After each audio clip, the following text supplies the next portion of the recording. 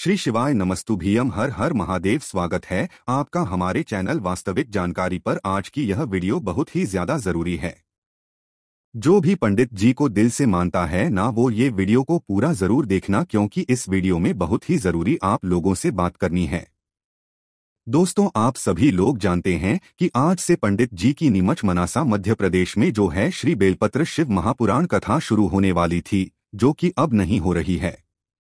काफी सारे लोगों को तो अभी पता भी नहीं होगा कि आखिर हुआ क्या है, क्यों पंडित जी की आज से जो कथा चालू होने वाली थी वो चालू नहीं हुई। बहुत सारे लोग अपने मोबाइल पर तैयार बैठे हुए थे कि बहुत दिनों बाद आज पंडित जी की जो है कथा शुरू होगी। कुछ लोग कथा पंडाल में, कुछ लोग नहीं। बहुत सारे लोग पूरे कथा पंडाल फूल भरा चुके थे और वहां का जो मनासा या नीमच का जो कथा पंडाल था वो पूरा फुल भरा चुका था। सभी के मन में एक आस थी कि आज हम पंडित जी के मुखारविंद से जो है श्री बेलपत्र शिव महापुराण कथा सुनेंगे। सभी लोग बहुत इंतजार भी कर रहे थे। कथा जो है वो टीवी पर लाइव भी आ चुकी थी, मोबाइल पर भी चल रही थी। पर जैसे जैसे समय गया और समय बीता तो पंडित जी के आने का भी समय हो गया, और जब पंडित जी आए तो वो व्यासपीठ पर नहीं आए, वो मात्र एक संदेश देने के लिए सभी लोगों के मतलब सामने वहां पर प्रस्तुत हुए।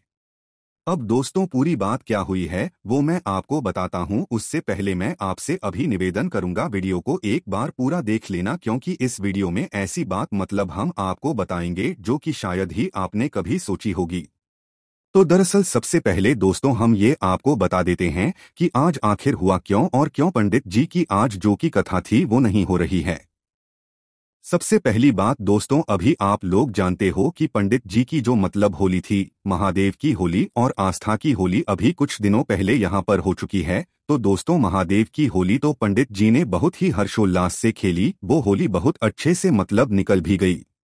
उसके बाद क्या होता है दोस्तों, आस्था की होली जो कि 29 मार्च को जो है मतलब खेली गई थी। अब दोस्तों, उस होली में क्या हुआ कि पंडित जी जब वो आस्था की होली खेल रहे थे, मतलब बहुत सारे लोग थे, तो आस्था की होली खेलते समय क्या है कि पंडित जी जब होली खेल रहे थे तो उसी समय पता नहीं कहां से एक नारियल उनके सर पर आकर गिर गया। ठीक है, एक नारियल उनके सर पर आकर गिर गया। अब उस समय तो पंडित जी ने उतना ध्यान नहीं दिया कि हाँ, हल्की सी कोई भी मतलब कोई चीज आके लग गई होगी, है ना, नारियल था तो हल्का सा सर में लग गया होगा, तो उन्होंने उस वक्त उतना ध्यान नहीं दिया। पर बाद में उन्हें थोड़ा थोड़ा दर्द महसूस हुआ। उसके बाद उन्होंने जब डॉक्टर को दिखाया तो डॉक्टर ने इसे एक बड़ी चोट बता दिया। उन्होंने कहा कि ये जो नारियल आपके सर पड़ा हुआ है, ये नारियल जो है इसकी जो चोट है ये आपके मतलब दिमाग के अंदर तक लग चुकी है, किसी नस में लग चुकी है। जैसा कि पंडित जी ने समझाया था, जब वो मतलब अपनी कथा की जगह जो है मतलब ये वाली बात बताने के लिए आए थे आज के दिन मनासा की कथा में, तो उन्होंने ये बताया कि जिस तरीके से जब हमारे सर में कोई चीज लगती है तो गुम उठ जाता है, पर यहाँ पर जब वो चीज लगी थी तो अंदर ही अंदर जो है सूजन हो गई थी। बाहर भी दिख रहा था पर अंदर अंदर सूजन हो गई थी, एक गुम जैसा उठाया था।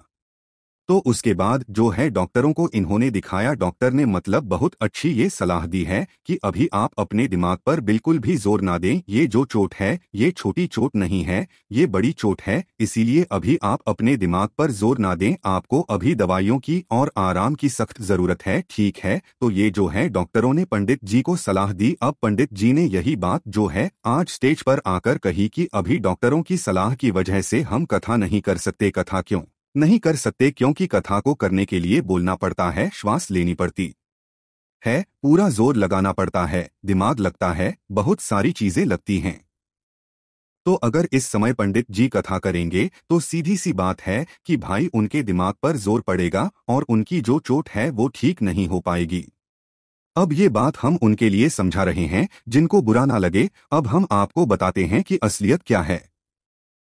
हम अगर पंडित जी की शिव महापुराण कथा को सुनते हैं तो हमारा क्या कर्तव्य बनता है।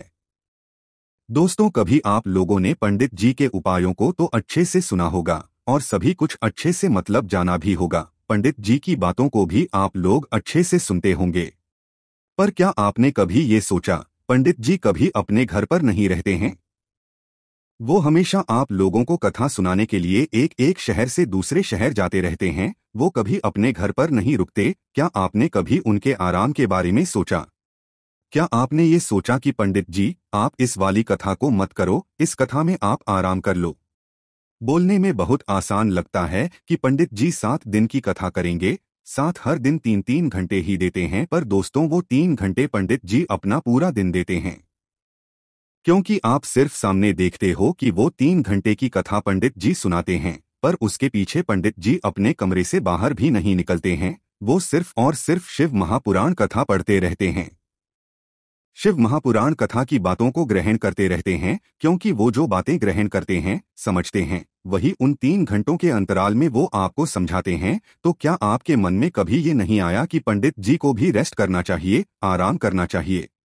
आप कमेंट्स में श्री शिवाय नमोस्तु भी हम लिखते हो, बहुत अच्छी बात है। क्या आपने कभी ये देखा कि पंडित जी आप आराम तो किया कीजिए, क्योंकि अगर आप आराम नहीं करेंगे तो आपको थकान होगी, और थकान होगी तो भाई आपकी तबीयत भी बिगड़ सकती है।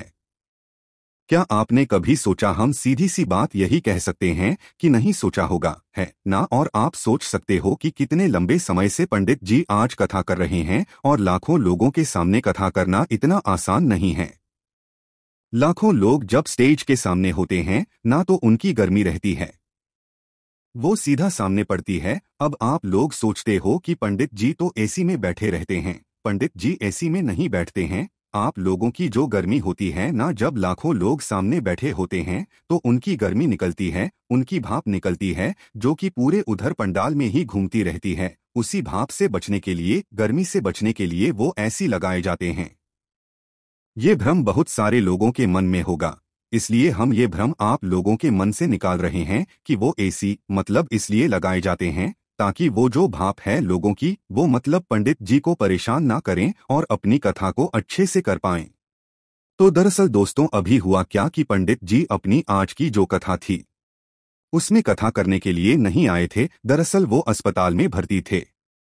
अस्पताल में भर्ती होने के बावजूद वो अपना वादा निभाने के लिए कथा पंडाल में पहुंचे, ये सूचना देने के लिए जो कि सूचना हम आपको दे रहे हैं। ये सूचना देने के लिए वो मतलब हॉस्पिटल से छुट्टी लेकर निकले और कथा पंडाल पहुंचे, जिसमें उन्होंने ये सभी बातें कही हैं कि उनकी अभी आगे की जितनी भी कथाएं हैं वो सारी अभी कैंसल हैं।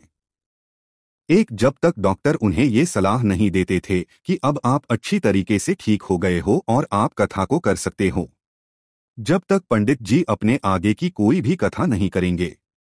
और बात करें अगर इस मनसा, नीमच, मध्य प्रदेश की कथा की, तो पंडित जी ने ये बात कही है, इस कथा को वो अगले साल इसी जगह पर जरूर करेंगे, जो कि नीमच, मध्य प्रदेश में अभी इस समय होनी थी। क्योंकि दोस्तों, इस कथा की पूरी तैयारी हो चुकी थी, भक्तगण तक आकर बैठ चुके थे, लोग मोबाइल पर कथा सुनने के लिए तैयार थे। तो सभी लोगों से पंडित जी ने माफी मांगी। यहाँ पर एक बात जरूर कहेंगे कि पंडित जी, आपको माफी मांगने की कोई जरूरत नहीं है, यहाँ पर हम सब कुछ समझते हैं और आप अच्छे से आराम से ठीक हो जाइए, उसके बाद ही कथा कीजिएगा, हमें कोई जल्दबाजी नहीं है, आप अच्छे से ठीक हो जाइए उसके बाद ही कथा कीजिएगा। पंडित जी ने अपनी आगे की जितनी भी कथा है वो सारी अभी एक रूप से कैंसिल करी हुई है, क्योंकि जब तक उनकी तबीयत ठीक नहीं हो जाती डॉक्टरों की सलाह से, वो अच्छी तरीके से ठीक नहीं हो जाते, जब तक वो कोई भी कथा नहीं करेंगे। इस बात का आप लोगों को ध्यान रखना है। जो भी मनसा नीमच की कथा को सुनने के लिए कहीं बाहर बाहर से मतलब जा रहे होंगे, वहीं उनके लिए ये संदेश है कि अब आप लोग कथा को सुनने के लिए बिल्कुल मत जाइएगा, क्योंकि अभी वहां पर कोई कथा नहीं होने वाली है। अब यही कथा अगले साल होगी, जब भी पंडित जी का यहाँ पर मन बनता है उस समय है ना। तो इसीलिए दोस्तों, मध्य प्रदेश में जो नीमच में कथा हो रही थी, उस कथा को सुनने के लिए आप लोग मत जाइएगा, क्योंकि अभी वहाँ पर सारे टेंट और सारी कथा पंडाल जो है वो निकलना चालू हो जाएगा, क्योंकि अभी इस समय वहाँ पर कोई भी कथा अब नहीं होने वाली है। उसके सबसे बड़े कारण ये है कि पंडित जी अभी तबीयत ठीक नहीं है, उनके सर में चोट लगी हुई है, जिस चोट की वजह से वो अपने दिमाग पर जोर नहीं दे सकते और इस कथा को नहीं कर सकते। इस कथा के साथ साथ में आगे की जितनी भी कथा है, आप लगभग समझ सकते हो कुछ महीनों की जो कथा है वो नहीं हो सकती। अब साथ ही में दोस्तों, जो लोग भी आगे की कथाओं का सोच कर रखे हुए हैं कि इस समय यहाँ पर कथा होगी तो हम इस कथा को सुनने के लिए जाएंगे, तो जब तक आपको पंडित जी खुद नहीं बता देते कि अब से वो कथा करना चालू कर रहे हैं, जब तक आप किसी भी कथा को सुनने के लिए ना जाएं ने खुद ये बात कही है। अभी आगे आने वाले कुछ महीनों की जो भी कथाएं होंगी वो सारी अभी कैंसिल है, क्योंकि उनके दिमाग पर अभी जोर नहीं डालना है और डॉक्टरों ने इसके लिए मना किया हुआ है। अब दोस्तों यहाँ पर हमारा काम क्या है, देखो हम पंडित जी के उपायों को बताते हैं, आप उपायों को सुनते हो, आप उपायों को करते हो, आपको उपाय को फल मिलता है। आप शिव महापुराण कथा को सुनते हो तो देखो पंडित जी ने इतने समय तक बिना किसी रुकावट के हमें कथा सुनाई है, हमें उपाय बताए हैं और उन उपाय का फल मिला। शिव महापुराण कथा को सुनने का फल मिला है, हमारी मनोकामनाएं पूर्ण हुई है। पर दोस्तों आज जब पंडित जी की हालत थोड़ी खराब है, उनकी तबीयत ठीक नहीं है, तो उस जगह पर हम क्या कर सकते हैं? उस जगह पर हम भगवान भोलेनाथ से प्रार्थना कर सकते हैं कि भगवान जल्दी से जल्दी पंडित जी को ठीक कर दीजिए। और ठीक करने के बाद भी ऐसा नहीं, हम ये नहीं कहते कि आप कथा करने के लिए आइए, आप ठीक हो जाइए और कुछ समय का आराम लीजिए। कुछ समय का आराम लेने के बाद आप फिर वापस से कथा शुरू कीजिए। ऐसे नहीं कीजिए तो क्या काम रहेगा। आप अगर शिवजी के मंदिर में जाते हैं तो आप शिवजी के मंदिर में जाकर भगवान भोलेनाथ से पंडित जी के लिए प्रार्थना करें कि उनकी जो तबीयत है, उनको जो भी हुआ है, आपको तो एक सही अनुमान नहीं पता है कि क्या हुआ है, उनको जो भी हुआ है उसके लिए आप प्रार्थना कीजिए कि वो जल्दी से जल्दी ठीक हो जाएं। जब दोस्तों लाखों लोगों की प्रार्थना भगवान शिवजी तक पहुंचेगी तो निश्चित सी बात है पंडित जी की जो तबीयत है, जो भी उनको चोट लगी हुई है, वो बहुत ही जल्दी ठीक हो जाएगी। आप अगर मंदिर नहीं भी जा रहे हैं, आप अपने घर में ही जो भगवान जी विराजित हैं उनसे प्रार्थना कीजिए। निश्चित ही भगवान शिव जी आपकी जरूर सुनेंगे और वो पंडित जी की तबीयत को बहुत जल्दी ठीक करेंगे और आपकी मनोकामना को भी वो पूर्ण जरूर करेंगे। आपकी अभी इस समय मनोकामना ये नहीं होनी चाहिए कि हमें ये मिल जाए, हमें वो मिल जाए। अभी आपकी मनोकामना ये होनी चाहिए कि पंडित जी ठीक हो जाए, क्योंकि पंडित जी ठीक हो जाएंगे तभी आपको शिव महापुराण कथा सुनने को मिलेगी। और अगले कुछ महीनों तक पंडित जी ने खुद बोला हुआ है या उनको डॉक्टर्स ने बोला हुआ है कि वो आपकी कथा नहीं कर पाएंगे, क्योंकि उनकी हालत अभी अच्छी नहीं है।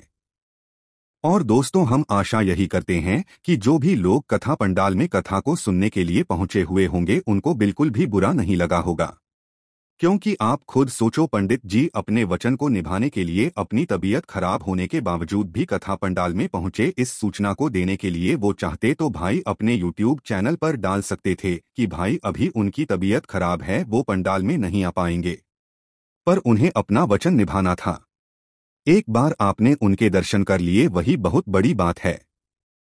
आपने चाहे टीवी दर्शन कर लिए हैं, चाहे आस्था चैनल पर दर्शन कर लिए हैं, चाहे YouTube या कथा पंडाल में दर्शन कर लिए हैं, बस दर्शन करने का एक बहुत बड़ा महत्व वहां पर हो गया है। पंडित जी अपने वादे को निभाया और कथा पंडाल तक पहुंचे, तो ये बात आप लोगों को जरूर देखनी चाहिए एंड किसी को भी यहाँ पर बुरा मानने वाली बात नहीं है। और हम यही आशा करेंगे पंडित जी बस ठीक हो जाएं, और ठीक होने के बाद भी ऐसा नहीं कि वो कथा करने के लिए आ जाए। हमें अपना फायदा नहीं देखना है, हमें पंडित जी की स्वास्थ्य को भी देखना है, वो ठीक हो जाए। ठीक होने के बाद वो अच्छे से जो आराम करें, अपने स्वास्थ्य का ध्यान रखें।